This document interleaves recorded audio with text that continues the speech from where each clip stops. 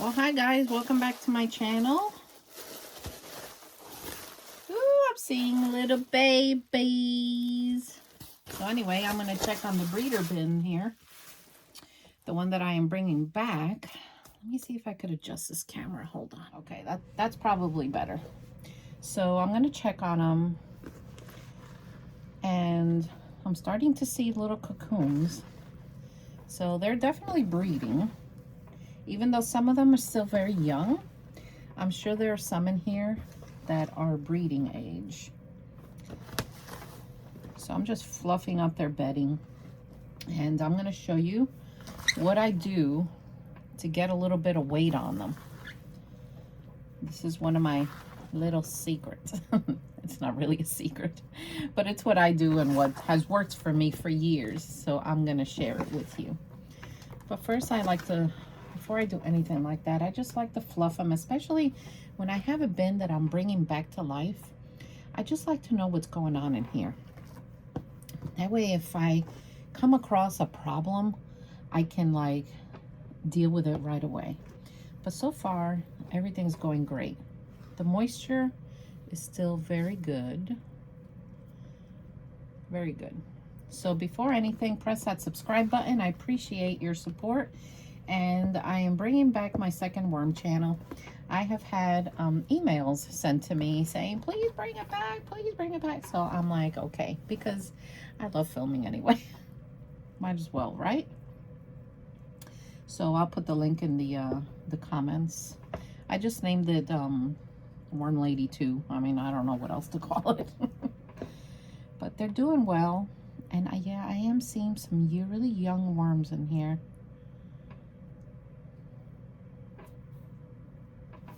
So that's definitely a younger worm. All right, so I fluffed them up. I got air in here. They seem to be in a better mood. Remember what happened in the last time? Man, they were mad at me. But they're all happy now. So let me go get the ingredient and I'll bring you back. All right, guys. Oh, I am back. By the way, I am recovering from my knee injury. I don't know if I told you in the previous video. I finally found out from an MRI what actually happened. I have a torn ACL and a torn meniscus. So fun times, fun times. But I'm healing. I'm going to physical therapy and I'm sitting down to do these kinds of tasks and I'm taking it slow.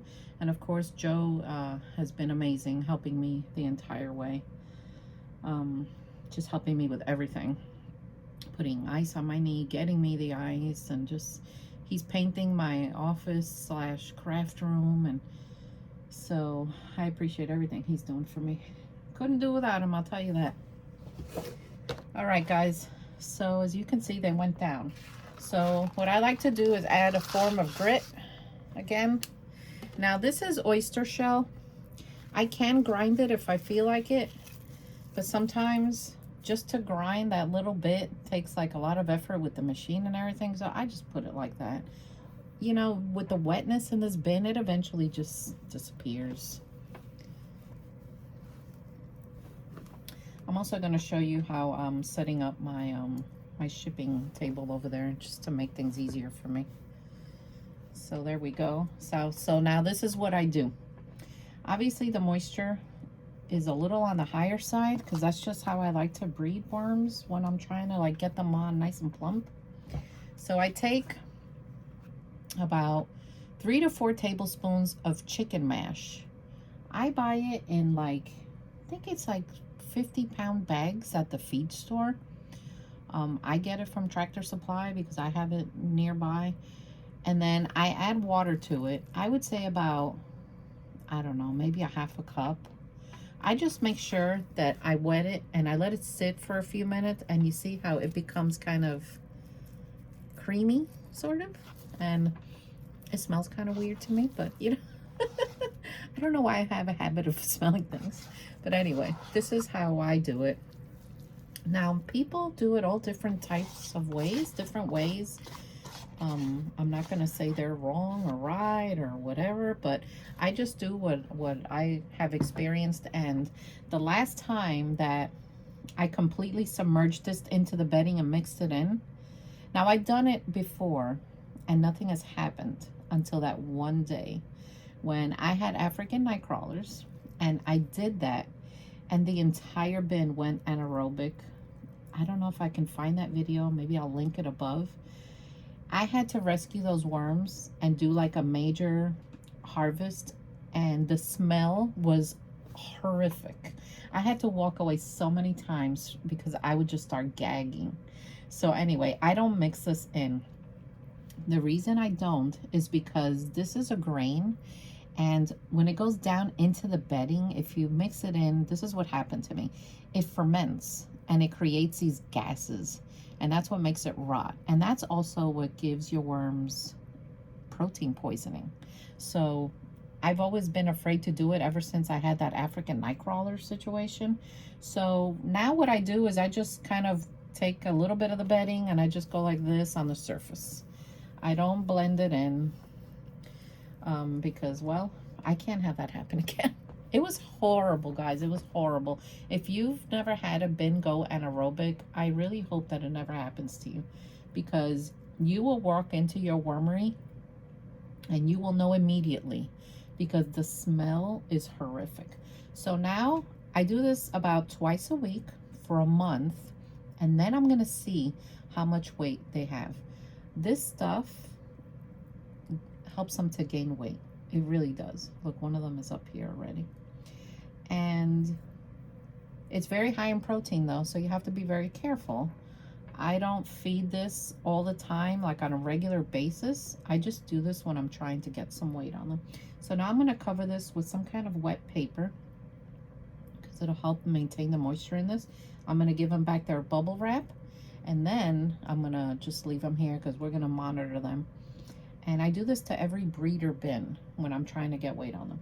So then I'm going to take you over there so you could see how I set up my shipping station, because spring is coming and hopefully I'll get back at it. So let me get some paper and let me wet it, and then I'll bring you back. All right. So I wet this paper in mosquito dunk water. For those of you that are new and don't know what mosquito dunks are, they're these circular things they sell on, I get them on Amazon. I'm sure they have them in the farm stores or gardening stores. And they prevent flying insects from hatching.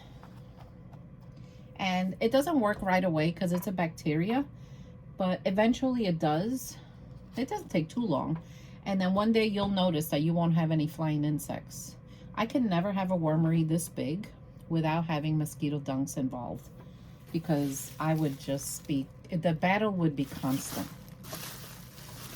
So let's cover them up again. And as you can see, the bubble wrap really does work as far as keeping the moisture in. But it doesn't suffocate them, because I don't overlap like the bin like this with bubble wrap and like make it airtight. If you do that, they're gonna run because they're gonna need air. So anyway, that one is done. So let's go check out the shipping station. Okay. So these are gonna be cleaned out and moved. I can't lift anything right now, so Joe's gonna do it for me. So this is my shipping stuff. When I harvest worms for shipping, I put them in here so that it makes it easier to mix with peat moss. Before I mix them with peat moss, I weigh them. And then these are the containers that I use to ship a 1/4 pound in. They work perfect. They're the perfect size for it. And then I have zip ties for these bags. I ship my my worm chow and castings in these. And then over here, I'm gonna start my Red Wiggler overstock bin, which I always have overstock bins of worms. So when I need some in there, or I need to harvest worms for an order or whatever, they're always in here. Now I harvest this many different ways. Okay. So these are gonna be cleaned out and moved. I can't lift anything right now, so Joe's gonna do it for me. So this is my shipping stuff. When I harvest worms for shipping, I put them in here so that it makes it easier to mix with peat moss. Before I mix them with peat moss, I weigh them. And then these are the containers that I use to ship a 1/4 pound in. They work perfect. They're the perfect size for it. And then I have zip ties for these bags. I ship my my worm chow and castings in these. And then over here, I'm gonna start my Red Wiggler overstock bin, which I always have overstock bins of worms. So when I need some in there, or I need to harvest worms for an order or whatever, they're always in here. Now I harvest this many different ways. I've done it by hand. I've used Harvey, and I've also used the hand sifter, and then I've done the sideways migration. So it all works. Over here is where I have the pre-made bedding. Now anytime I dry my hands with just water, I throw the paper towel in here, or shredded paper or whatever, that's gonna go in here. Because it's easier to have your bedding pre-made, ready for the worms, than to have to just start making it again. So anyway, I'm gonna do this and get this ready. So we're getting ready for spring. This is exciting. So if you guys want worms, go on my website and all the information is there. Well, just to show you, these are the mosquito dunks that I like to use. I order them on Amazon, or I've gone to the big box stores to pick them up. And I'll show you how I do that, because I'm going to set this up. What I do is I break it in half, and then I break it in half again, so I get 1/4 of it. And this is what I'm going to use in my watering bucket. So I use my mosquito dunk water in the worm bucket. The worm bucket, people send me this. I've raised worms in it, but I like to use it for the mosquito dunk water because it has a spigot and it just fits here perfect. So what I do is I just throw it in here and I add cool water. And then I'm gonna let this water sit with that mosquito dunk in there. And this is the water that I'm gonna use to wet my worms down and to spray everything when I use it, because it really does work, guys. It really does. And it doesn't harm your worms. It will not harm your worms, so don't be afraid to use mosquito dunks. Sometimes I make it cold, but then I also add a little warm, just to make it like, kind of like room temperature. I don't break it apart or anything. Now, I used to take the mosquito dunk and grind it into a powder and sprinkle it in each bin. But honestly, I get more out of putting it in water because that was becoming very expensive. So like this, I just keep refilling the bucket with water until the mosquito dunk disappears. And then I add another mosquito dunk. So there's my mosquito dunk water. It's ready to go. When I need it, I just use a spigot and it'll help me in here. All right. So I have all my paper towels and things here. And I went and got 3 bricks of coconut coir. And what I'm going to do is use that mosquito dunk water to pour it in here. And eventually this is going to suck up all that water and the paper towel will just start breaking apart. And I just keep adding water until it's all broken. And then I use it as I need it. Now it dries out a little bit, but as long as it's broken apart, you can always rehydrate it in your bin. So it's just the easiest way that I have found to do this. And I'm going to keep my worms up here because it'd be easier to show you guys the worms up here. So I'm going to need some. It's been a little while.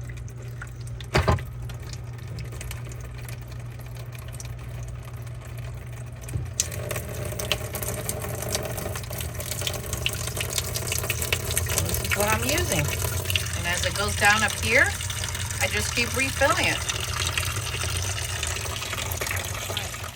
All right, so you can see there's a lot of water in here, but believe it or not, these things drink so much water.